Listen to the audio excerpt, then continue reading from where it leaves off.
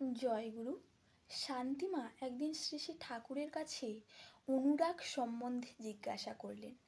শ্রী শ্রী ঠাকুর বললেন, এমনও তর হয় যে তার জন্য আমি সব কিছু ছাড়তে পারি, আবার তার জন্য আমি সব কিছু করতে পারি।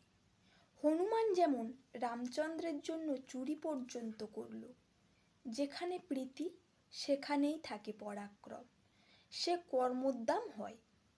যে ভালোবেসে বিহিতভাবে তার সেবা করে, নাম ধ্যান চিন্তা করে, তার মধ্যে আপনিই সব ফুটে ওঠে।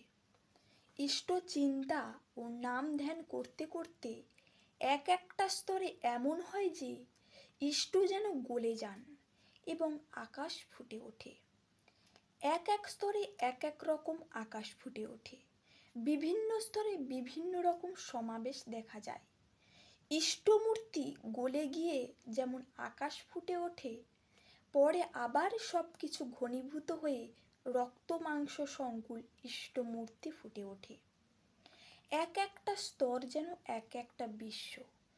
তাই একজন ব্রহ্মা নন, অগণিত ব্রহ্মা আছেন এ কথা বলা চলে।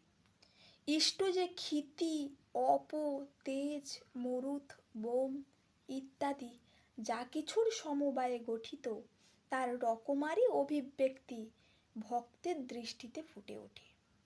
এটা যে সংশ্লেষ বিশ্লেষণ সহকারে বাস্তবে ও আধ্যাত্মিকভাবে বোধ করে। জয় গুরু।